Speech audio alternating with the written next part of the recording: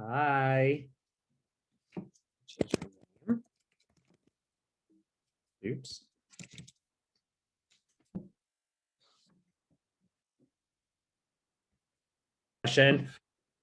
Okay, everybody. Happy Sunday or wherever you are, depending on the day. Happy whatever. I'm so excited about this webinar with Jonathan, who I adore, who's amazing. And yeah, so this is how it's going to go. Me and Jonathan are going to chit chat for about like 30 minutes or so, 30, 40 minutes. And then you all can ask questions. There's a Q&A box and then there's a chat box. Put your questions in the Q&A box. Just any questions that come up about the craft of screenwriting, the business of screenwriting, et cetera, anything under the sun that's appropriate. He is married, ladies. But so anything you want to ask him, feel free, put in the Q&A box. And then if time permits at the end, I will ask those questions. This will go for about an hour. And yeah, so I think that's pretty much it. This is being recorded, and I'll leave the chat box open for now, which means that you all could type in and see what everybody's typing. I just made it open to everybody. If it starts getting weird, I will deactivate it, but so far, so good. So yeah, so that's pretty much about it. Anything else I want to say about this and the code of conduct? No, it's pretty straightforward. So yes, I'm gonna bring Jonathan in a second, and then we will start. Let me just first, now I want to embarrass him a little bit. Let me first say, that's English, yeah, first say, so I've been working with writers for a little over 10 years, which is insane. But it's always so exciting when, this might sound weird, so just hear me out, that a writer that deserves it gets it. I feel like a lot of writers deserve it. Some writers maybe not, but that's another story. But the writers that really are good people, care about the craft, has a good head on their shoulders, has a good business sense, et cetera, or that are good humans first and foremost. Like those are my favorite success stories, no matter where they live, whatever. It's just the writers that and the people that deserve it, or the people that the success stories I'm so excited about. And if you aren't familiar, Jonathan recently got signed to Zero Gravity. So that's what we're going to talk about a little bit today, about what he puts into how he writes, his process and stuff like that. So let's get started, because recently somebody told me I talk too much in these webinars. So whoever that was, I'll find you and let me promote Jonathan.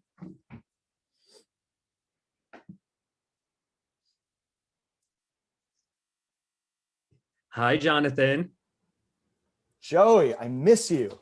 I miss you too. How are you? I know my life is not the same without you in it all the time. Oh, why can't I find a boyfriend like that? Where do you live again?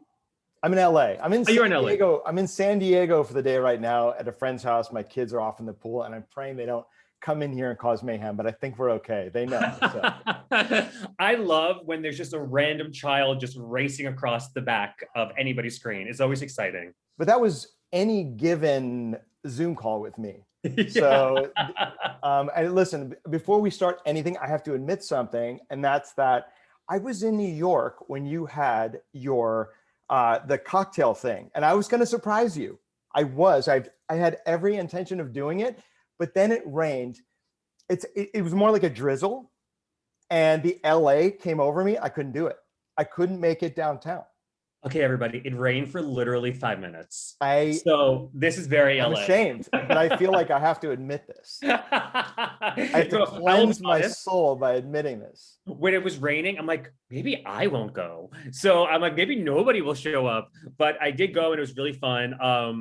But yeah, it's next time. Next time. Even if it rains, I will make it there. Well, yeah. So let's talk a little bit about. So, like I said, Jonathan recently got signed to Zero Gravity, and it's such like an interesting thing. And correct me if I'm wrong, but I think I'm remembering correctly. And this is kind of maybe like inspiring for every writer. towards like before you got signed to Zero Gravity, I felt like there was like a few people vying for you at once, Yes. right? Well, I don't Yeah. know if they were vying for me. I had a few people interested. I was meeting with a few companies at the same time. It was really interesting. And it was not something I was used to. So, but I got to tell you, like you made the process, you helped make it easier to understand, easier to navigate. And so, I'm so thankful for you and that helped because I'm not Uh, good at that sort of thing. well, I mean, it was so exciting. And the reason why I think it's inspiring for every writer is because you really never know, as long as you're putting in the work, like there will be times where you feel like, oh, I give up. This is so hard, to times where there's two or three companies interested in you. And then you kind of have more or less your pick in some instances. So I think that's just, exciting for every writer to realize. It's a very Um, cool place to be. yeah. So, okay, so let's get started. When did you get started writing stories? And did you start with screenwriting or did you come into screenwriting through another medium? So I had two opposing mentors growing up. I had my uncle who created a show called Barney Miller back in the 80s. And so when I was a little kid, he used to take me to sets. So I was like, this is amazing. But I had my mom, who was a powerhouse, and I actually referenced her a lot during the roadmap because she was really my rock and my inspiration. She was in the first class at Harvard that accepted women. She Wow. was in Goldman Sachs as a lowly analyst and used to come home crying at night because of the toxic culture there. One of the only women there, but she fought her way up to being a portfolio manager and eventually went to a new firm where she became the first female partner and eventually started her own firm. So she was my hero. And so I never looked at what my uncle did, even though I love to write. And I've been a creative writing fanatic since I was a kid. I didn't look at that as a career option. I saw Wall Street and my mother as a career option. So, and this story is that, so I told my mom, I said, all right, I want to go work on Wall Street. And she's like, no, you don't. I said, yes, I do. She goes, good, go get a job and you'll see that you don't. So I said, okay, I graduated high school. I got a job working for this hotshot broker at this big Wall Street brokerage firm. And the guy was just unethical from the get-go. He was having me making trades when he went out to lunch. I would say, hey, mom, this is so cool. I'm making trades. And she'd be like, that's not cool because you don't have a Series 7 and you could go to jail. So Whoa. this is all a true story. And at the end of the summer, the guy made me an offer. He said, if you skip college and come work for me, I'll make you a millionaire by the time you're 24. And I was like, awesome. And my mom said, you're quitting tomorrow. So I did. And it's great because the company went under and he went to prison for insider trading. So Wow. that's what led me to abandon. My mom was right.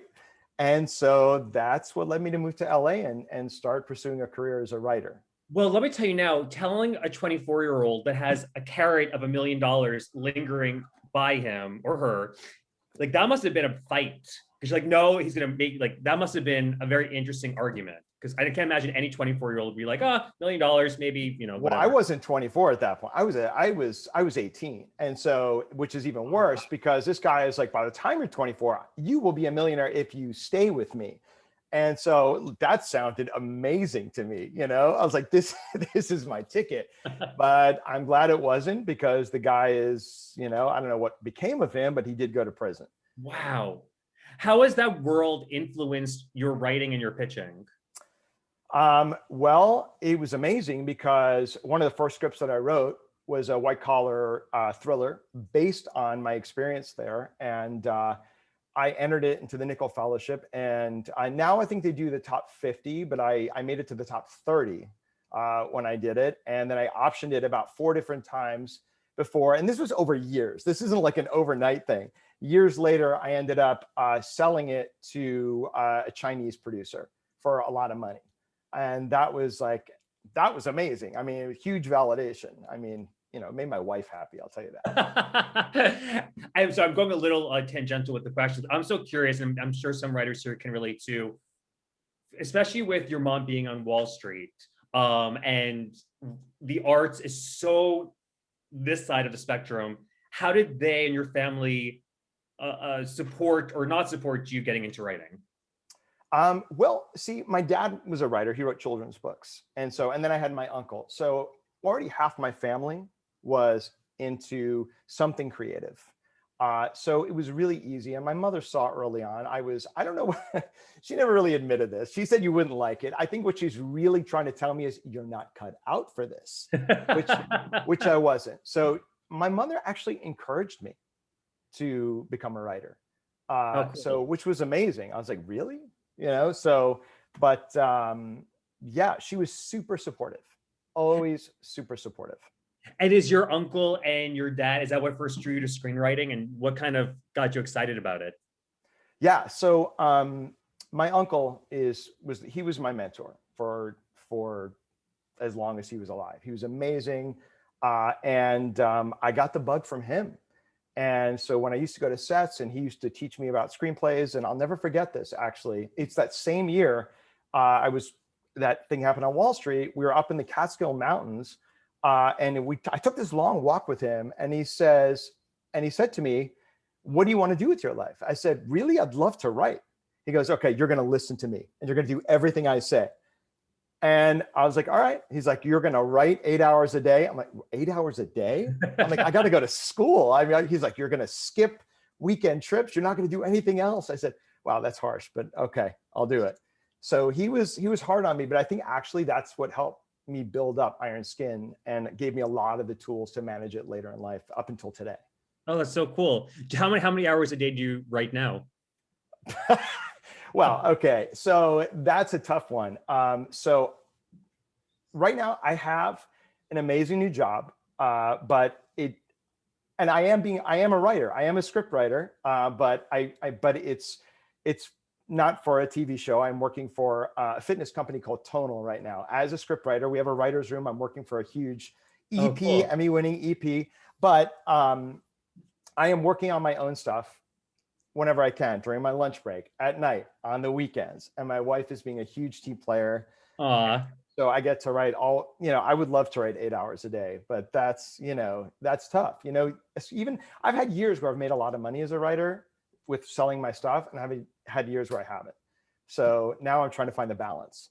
And this is another tangential question, but I feel like it's so important because a lot of writers, well, nearly all writers, they have a second job, they have a family, and sometimes it's hard for them to compartmentalize writing and everything else. And sometimes the writing takes like kind of a second stance, or they don't know where to like fit it in. For you, like, what's your process of fitting writing in? Is that do you do it in the morning, and do you feel like you have to sacrifice things, and are you okay with sacrificing things? How do you balance it? It's an ongoing process, Joey. It's changed over the years. I have definitely struggled. I had 1 year. This is really personal. But it's the truth, and it's probably good for people to know. I, for years, was working as a personal trainer while I was writing. And 1 year, I had this banner year where I sold my pilot to the Weinstein Company. I sold my feature. And I was like, oh my God, this is it. Now, granted, we all know what happened to the Weinstein Company. And I sold my pilot right as the New York Times story broke, right before. Wow. So I'm thinking this is it. So I'm like ready. I'm like, I'm done training. I have made it. I made a lot of money this year. And then the New York Times story broke. And then things just started falling apart. And, my wife gave me some leeway. But then all of a sudden, the truth hit. This wasn't going to last. I'm not going to have a series on the air. So it was a big dose of reality. There are a lot of ups and downs, but you've got to navigate your way through it. I mean, when my feature that I sold, I had optioned it to Kevin Spacey's, God, there's two of them. Harvey Weinstein, I don't know what it is about me. Yes, it was Trigger Street. And so we had a $15 million budget. This is years before that. It looked like it was going to go, and then it all fell apart. I almost quit the business. Wow. So there've been a lot of ups and downs, but every time I was at my worst, at my bottom, I was like, okay, I've got the bug. It's the passion that always drove me. So here I am today. I'm at a point now where actually my experience as a writer and my experience in fitness all these years, this skill stacking got me this amazing job where I actually feel like it's the best prep for working in TV ever. I have For a sure, writer. yeah. I am working with TV writers, Ivy League educated TV writers in a writer's room with amazing people for this amazing company. And, yes, I'm working on navigating my free writing time, but I'm making it work. You have to make it work. That's the whole thing. You find a way. But it's so hard. How do you consistently find that passion? How do you keep digging it up? Like, what keeps you going? Yeah, it's a really good question. I've had this conversation with my wife, and it's just, I dream about it. I talk about writing. To me, fuels me. It's just so deep ingrained in me. And sometimes I wish it wasn't. Sometimes I wish I was better at finance, and I could have worked on Wall Street, and I could have had a more stable life. But I couldn't shake it.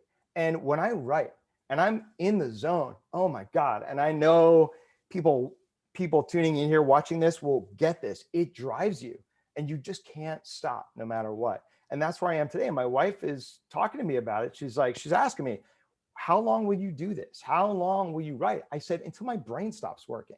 I love that. Remind me to introduce you to Tim Nazaros from Armory Films. You guys have a very similar starting out point. He was in finance and he got into producing. I feel you guys could find some synergy for sure. Okay, I'm gonna embarrass you. Don't embarrass me. It's time for a little bit of embarrassment. Nathaniel said this, and I think it's very important. Jonathan is the most encouraging / supportive writer on Twitter. And this is something too that like I said, thank you. that you are genuinely such a good human being. And when you pitch, I really try to drill home with writers that you're a human first and a writer second, and you are so filled with humanity and emotion and excitement. And it's really exciting through the pitching process. Like, how did you realize pitching was a strength of yours? And how did you tell us about your pitching journey? Well, now I'm going to embarrass you because Roadmap really taught me how to pitch. I didn't know how to pitch. I knew nothing about pitching when I started. So you don't remember this, but I met you at the Austin Film Festival after I won in 2019, and we were at the final draft party. And I don't know, maybe you had a couple. We're all having fun. Just having fun. But you're pitching me Roadmap, and I'm like, oh my God, what? I don't know anything about. I had the emails, I didn't know about it. And to me, I'm skeptical about everything. Me too. And so it took me a full year before I told you this story before I started pitch prep, and it changed my life. It changed my life. I learned how to pitch. I understood it. Now, after having gone through pitch prep all the way to top tier, you put me in any room with any project, I can pitch, 2 minutes, I could pitch 24 minutes. And that's all thanks to you and Roadmap. And I'm being totally honest about this. In my job, I'm always pitching ideas. And I tell people I was not good at pitching, and they're like, you gotta be kidding me. And I was like, all right, it was this company called Roadmap, so I've talked a lot about you guys. It's the truth. It's hard to imagine because you're just so alive and so, well, we could just, I could just praise you all day, but I'll go back to the questions because I feel like I'm gonna just praise you for the next 30 minutes. Let's talk about your first script and what was it? And if you look back at it now, how have you grown? Okay, I'm going to talk about a script I never talk about, and I'm going to do it because it's you, Joey. I wrote, my first feature was a student film. I wrote, and it was just such an unmitigated piece of shit. I mean, can I swear? Is that okay? Yes, it's fine. Yeah. Okay. It was so bad. It was about fraternity hazing. It was called Followers, and it was so bad. And I shot it, and it was just like a bad after school special. And let me put in perspective how bad it was. I have never showed my wife when we've been married for 10 years. I've never showed it to her because I'm that embarrassed. Now I want to read it. No. I mean, that's like what Stanley Kubrick did with Fear and Desire. I would burn it all if I could. but I never talk about this project. I always talk about my script Zen Crashing being my first, because that's the one I wrote right after it. I ended up selling it. That one, I didn't know what I was doing. I didn't know anything about screenwriting. Yeah, I read Story by Robert McKee and I read Sid Field's book, but I didn't know anything about structure. And my uncle didn't know how to teach structure. So I just kind of like wrote, no outline, nothing. And so what my uncle would do is he just redlined the page. He'd be like, this sucks. These characters suck. This is terrible. But he wouldn't tell me why. So I ended up writing this awful script. I shot it. It was an awful movie. And, you know, it got like a limited release. God, I can't even believe that. Your very first one? Yeah. Oh, wow. But no, we're talking like one theater in New York and LA. And I look back now and it's mortifying. But how do I feel about it today? Just like I felt about it back then. It's just terrible. It's terrible. And I just won't show my wife because I don't want her to leave me. So, but you know, maybe one day, you know, when I'm laying, dying, and you know, when I'm 90 something years old, I'll read it again and it'll put me out of my misery. I kind of imagine your last word, like Rosebud, your last word is the name of that script, and then we have to like find it. I hope not. Let me okay, I'm going to ask another question that wasn't something I asked, we pre-screened, but I think it's very important. And I think a lot of writers here will appreciate it. And I am also looking for the answer because I thought I knew the answer, but as a time progresses, I realize I don't know the answer. You said before, and I don't want this to be like a plug for Roadmap, but when you said you're skeptical about Roadmap, totally get it. And trust me, I talk with writers often that are just skeptical about so many screenwriting organizations. How do you as a writer decipher who are the good ones, not naming names, who are the good ones and who are the ones that, okay, that was a red flag? How do you find the red flags and what are they? It's a great question. So I'm, first of all, I wasn't just skeptical of Roadmap. I'm just skeptical about everything. I'm a researchaholic. So if I want to do something, it doesn't matter if I'm going to the store to buy a new pack of contact lens solution. I will research it for like 30 minutes. And my wife is like, you're out of your mind. What is wrong with you? I kind of love that. So when it comes to anything, whether it's a script competition, a fellowship, a production company, a manager, I do my homework. And I think it's important to do your due diligence, do your homework, learn about whatever it is. You know, if you want to do Roadmap, listen, the information's there. You know, you guys have a track record. You guys have people that will vouch for you. I will, you know, tell everybody I know, you know, about the amazing experience I had with you guys, and I have. You know, there are other organizations I wouldn't go near. There are certain script competitions like Austin that I think are amazing, and there are others that, you know, I think you should probably save your money, you know, because they're not going to do anything for your career except give you a pat on the back and maybe a little ribbon or something if you win. Yeah. But I think it's just important that everybody does their homework. So researching, seeing who's actually talking about it positively, looking at like their track record, like you said. Yeah. Look at their track record, and just the information is out there. And there's this amazing resource that I only discovered like a year and a half ago, and that's Writing Twitter. You know, it's this amazing resource. It's this amazing group and this blend of up and coming and professional writers. And it's a really, really supportive community. And you can write something. You can say, hey, what does everybody think of this? And everybody will give you their honest opinion. They'll DM you if they don't want to say it publicly. But I mean, there are so many great resources now to deep dive and figure out what is good, what will help you, and what won't. I sometimes like dip a toe. I'm not on Twitter, but I sometimes will privately look into screenwriting Twitter, and it's really informative / terrifying because it's so vast and it's just interesting. I have told you several times you should be on there because your name gets mentioned all the time. Which is when it becomes terrifying. Which I'm glad I'm not. Well, you get a lot of kudos on there, so I think you should be on there. As you continued writing, what are some things you were surprised to learn? Wow. Here's a big one. When I first started out, it's easy to look at the trades and read about these big spec sales or, these overall deals at the networks and say, wow, man, I'm going to be a writer, make millions of dollars and, buy my house here and plan how you're going to spend all your screenwriting money. But the truth of the matter is it's a marathon. And that's something that I didn't quite get when I started. I wasn't prepared for that. And if you don't look at this as a long-term investment in yourself, then you're setting yourself up for disappointment. You want to look at it as a long-term goal and just continually improve your craft, because this business is full of rejection. It's full of it. But when we get that validation, oh man, there's nothing like it. Yeah. There's nothing like it. And it can be, anything from just someone you respect, loving your scripts, or placing highly in a respected competition, getting a fellowship, or getting signed by a manager you respect, and obviously we all hope for that big sell. That's the dream right there. But I think, really realizing you're in this for the long haul. It's a commitment.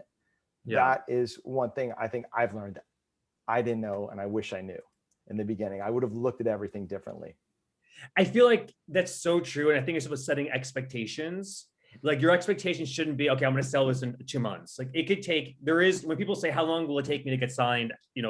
Whatever. I'm like, it's impossible to say. And that shouldn't be like your benchmark for success. There's so many other things that you could be taking as success. So I totally agree with that. What is your Twitter handle, by the way, so people can follow you, since you must I think it's at Jonathan Flicker.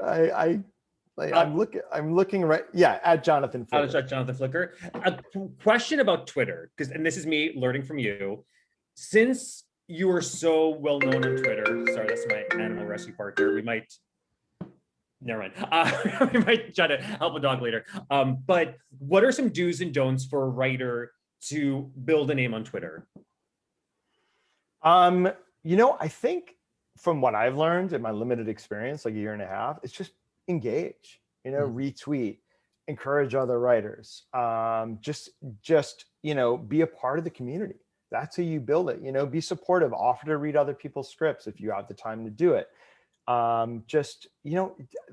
That's the big thing. And the more you engage and make friends, and and I think that's so important for the business. It's about making friends, making connections, and networking. It's a great way to network. I mean, I've gone to these writing events, that they have like once a month. And it's amazing. You see people you've never met before. You're like, oh my God, I met a great mentor, cool, on Twitter. And, she helped me actually while I was at Roadmap too. I would send her things. I would send her my pitches, and she would tell me she's successful. She's amazing.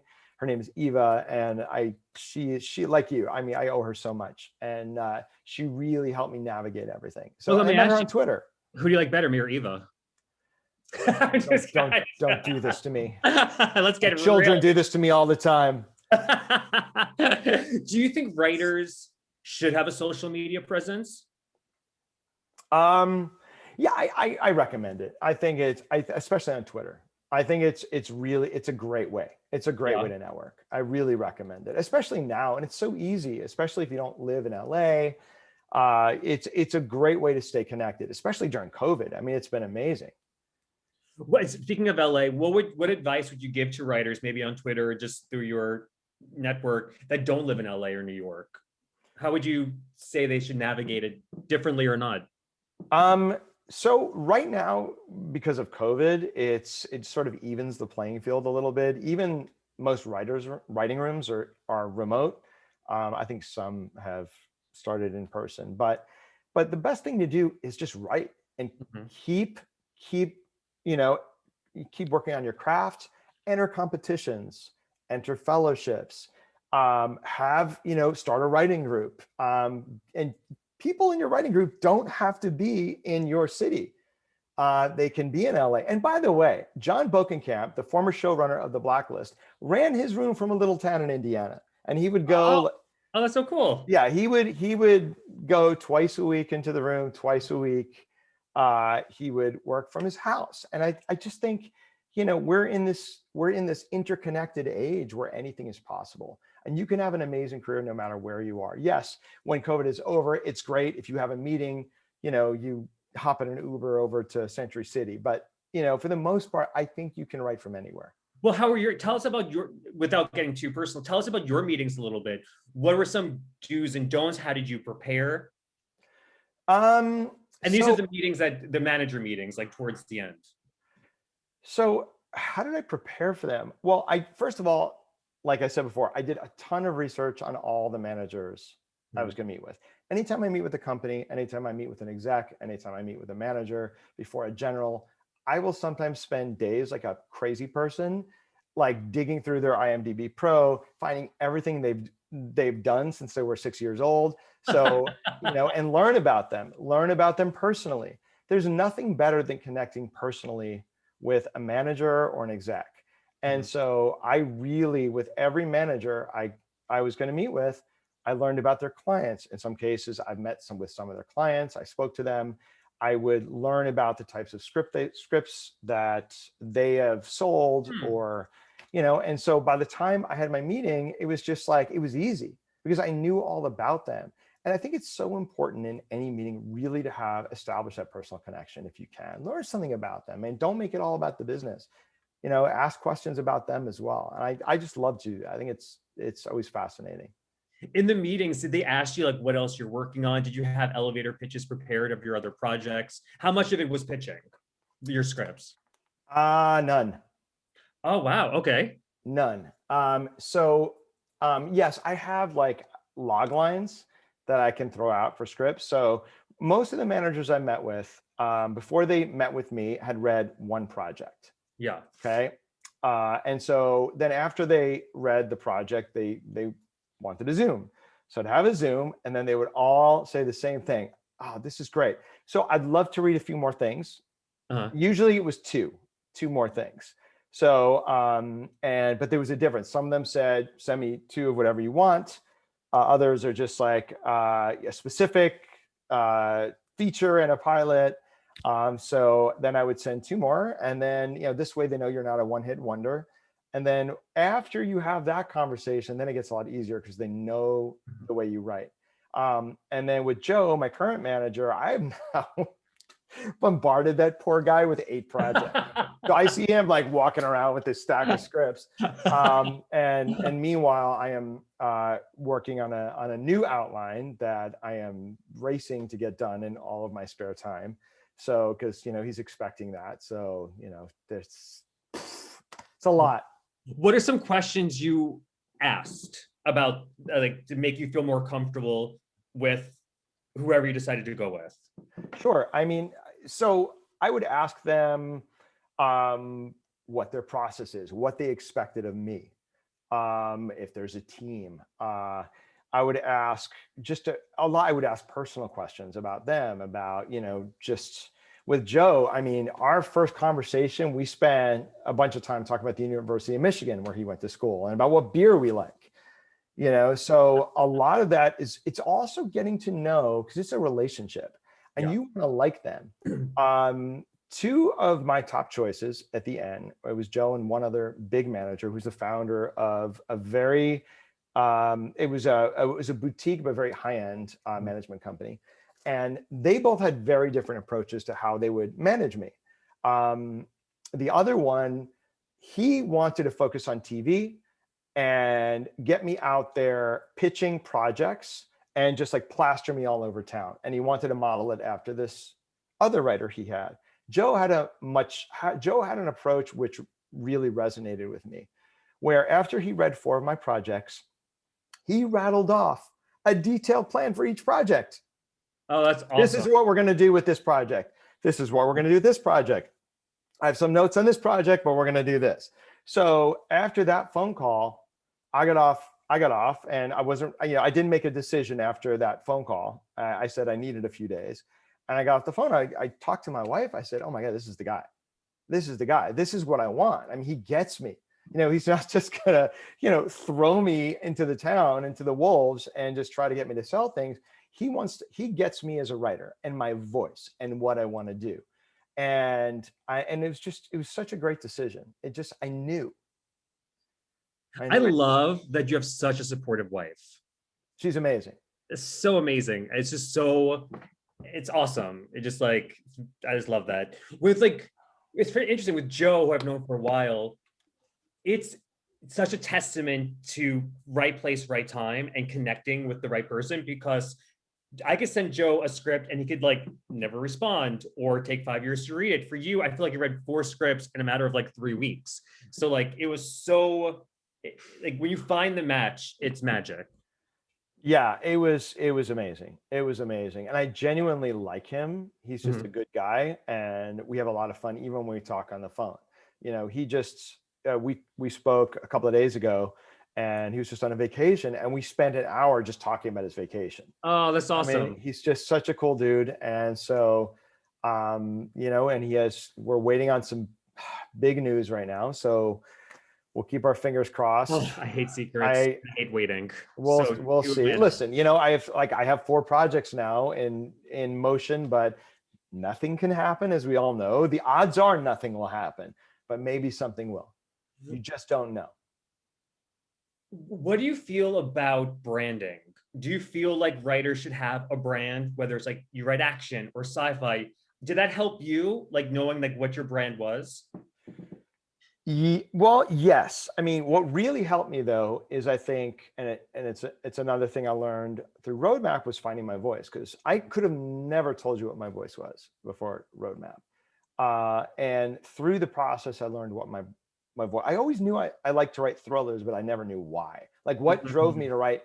What was the through line? I literally took all of my projects and I put their log lines up at a screen. I stared at it. I'm like, what? Why do I do this? Like, why do I write these scripts? I mean, what is the reason? And I finally figured it out. And it took a while. It wasn't like a eureka moment. It was like a process. And now I can go into any meeting and talk about the types of scripts that I write. Yes, I do write thrillers. So to answer your question, I know I've spent like 5 minutes like when I could have just been like, yes, branding is great. But, that's great. I like this better. But yeah, I think if you don't have to marry yourself to a sort of a subgenre, like I write, you know, supernatural thrillers. I think you can write thrillers. You know, I write different. I love crime thrillers, supernatural thrillers, action thrillers. I have all of them. But there's a similar voice throughout that connects them all. Like, you can read my script and be like, oh yeah, I see you there.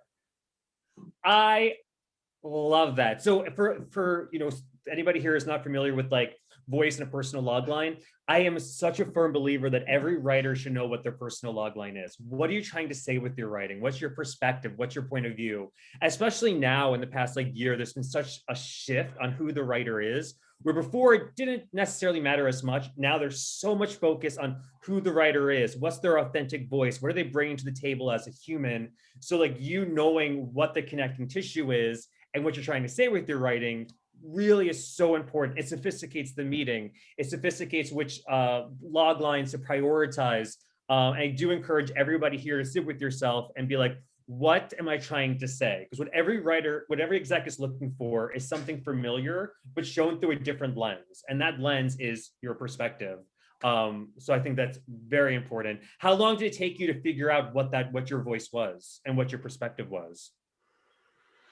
Well, I'm trying to remember where we worked on this. Was it the marketing intensive? I don't remember, but when we were working on it and I first sat down and worked on it, I was so intimidated. I'm like, I don't know why I do this. I was so mad.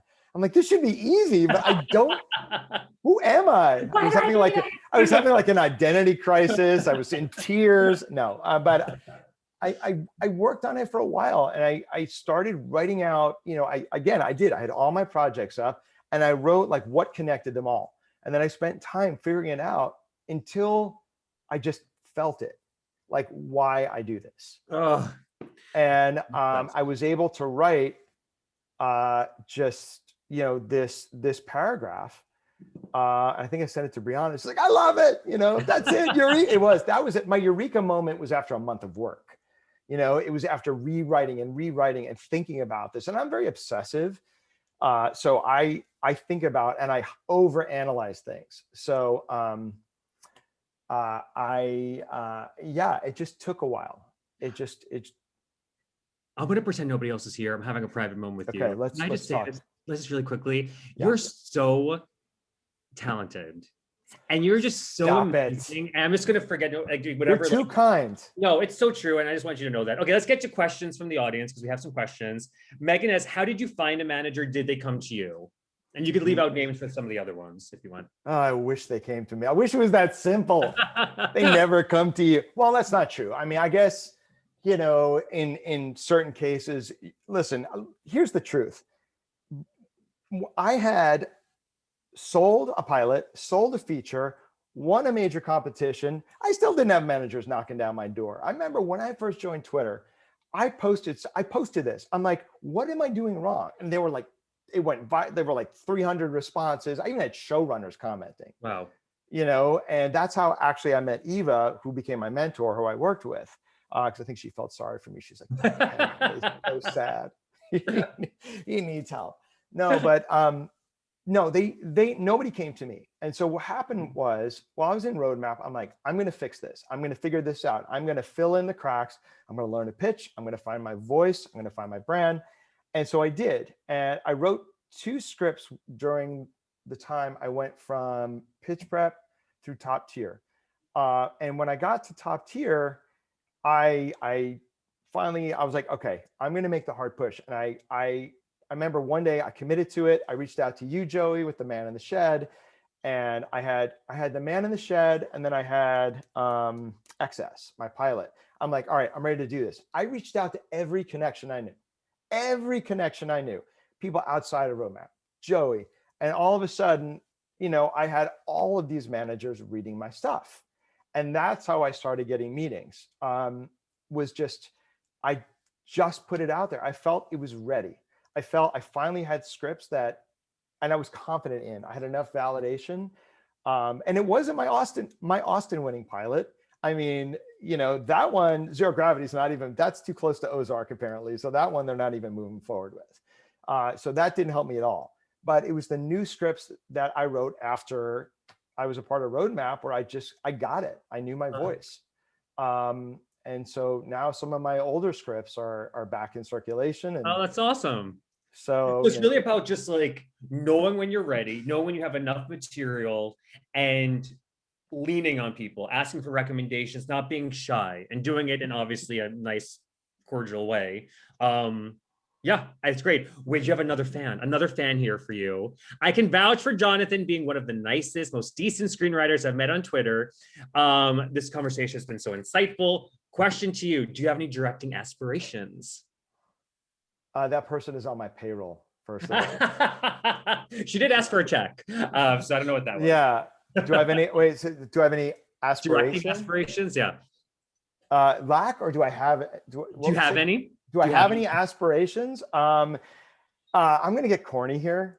Because I'm going to get really corny here. My biggest aspirations have nothing to do with writing. It has to do with being a great dad and a great husband to my wife. So I'm sorry, people, if you're all gagging and throwing up, it's the truth. No, we're not gagging. We need you in our lives forever. So that nothing beats my family, but I know we're not here to talk about that. So aspirations, yes. This person specifically asked, do you have any directing aspirations? Directing aspirations. Yeah. I did actually. When I was supposed to direct my feature Unraveled, that was with Kevin Spacey's company. I was attached to direct. We had a $15 million budget. I did the Dog and Pony show to all the agencies. We had 2 production companies. We were financed. I had like agents like throwing me A-list actors, like pitching me their clients. And so I was like, oh my God, this is amazing. And when that project fell apart, and again, this is personal, and this really dug deep, and it fell apart because nobody trusted me to direct it. And that was what the financier said, is that that they didn't even give me a chance to put another director on it. They just bailed. And the thing fell apart. Wow. So after that, I just decided, you know what? My heart is really with writing. So and I'm happy with that. I am happy with that. Oh, that's great. I love that. I feel like maybe down the road, I mean, writing is such a full-time commitment already. This is from Clint, the Jazz King, Bloody Kansas. Do you know and even Those are projects of mine. Yeah. they did their homework. Our period pieces. What inspired you to do historical projects, and have you found it hard to get industry pros to take a look at them? Does writing period put a writer at a disadvantage? That's such a great question. That's Clint. Yes, Clint, that is an amazing question. So theoretically, yes, everybody will tell you yes. But the truth of the matter is the pilot I sold took place in 1947. And I co-wrote that with the showrunner. It was a Nazi hunting pilot. Yes, hunters ended up killing ours, but I am not bitter. I'm not bitter at all. But in all seriousness, so I remember, so my writing partner on that project, he said, listen, it's period. You know, all the reps were like, you know, it may not sell. It sold like that. Wow. Why do you think? It's a good question. I think at the end of the day, it all comes down to story. What period? The reason why period is difficult is because it's expensive, right? Okay, my pilot XS, which is now moving up the chain at a company, takes place in the 1980s. Now, what does everybody say to me in meetings about this project? Can you make it current? And I always say, sure. Sure. Yes, I can. Would I love it to take place, you know, in 1984 when it's supposed to start? Yeah. But so the Jazz King and Bloody Kansas are very specific to that era, and they cannot be changed. So yes, I have had no luck with either of those pilots for that reason. Well, there are other reasons too. But it's tough. I mean, to write period. You definitely will have an easier time, I think, writing contemporary. But I say if you have a good story, write it. To help with totally write it. If it's that good, you know, eventually it'll find a home. I believe that. And how do you do working with co-writers and with your manager now in terms of like the notes and getting notes and feedback? When do you innately know, okay, this is a good note or this is not a good note? And how do you politically correctly say, I'm not going to take that note? Okay, I love that question because as writers, we deal with that all the time. And you are going to have notes, and I've had them where you are like, what? I mean, that is, I don't even know if that pertains to my script, but at the end of the day, when you get a note by an exec or a manager, you nod and you say, that's great. That's a good note. Let me think about that. But what do you think about this? You know, you're gonna have notes that truly suck. It's just at the end of the day. And I have a process. There's two types of notes, right? There are the notes by your peers, right? So when you send a script out to your peers, I have a policy where if it comes from 3 different people, then it needs to be changed. Yeah. 1, maybe yes or no discretion. 2, I should seriously take a look at it. 3, change that, you know? So, but when it comes again from a manager, from an exec, you listen, you take that note as bad as it is and see what you can do with it, or just try to ask questions related to the note. Yeah. But you do it with a smile. And that's the most important thing. Never, I just heard a story about a showrunner that threw a staff writer, fired a writer because he didn't, or maybe he's a story editor, like the note. So fired him. And just, you know, you have to have thick skin. You have to be able to take it. You know, I've had readers like that I never met. They give me notes like I just hit on their mother. I mean, what have I done to you personally? You know, that you want to attack me this way. Yeah. But, you know, you can be angry, but then you let it go. And then you see maybe you can get something out of it. And maybe there's a note within the note underneath. And sometimes there just isn't. And sometimes you're like, hey, this person was drunk when they read this.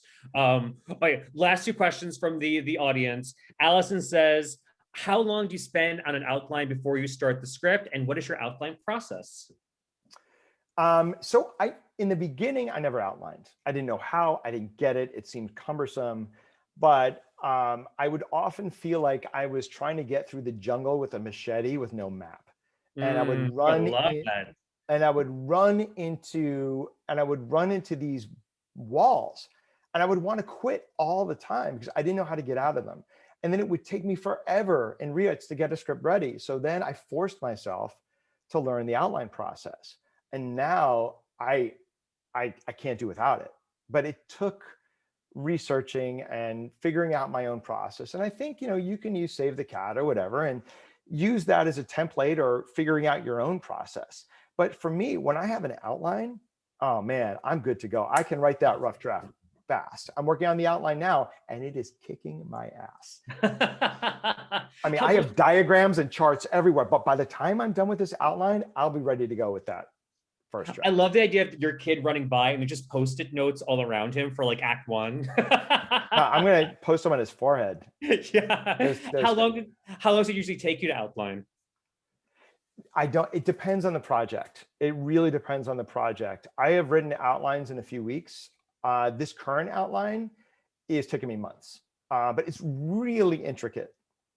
It's a really, really research intensive, twisting, grounded sci-fi psychological thriller. So I have to make sure I get it right.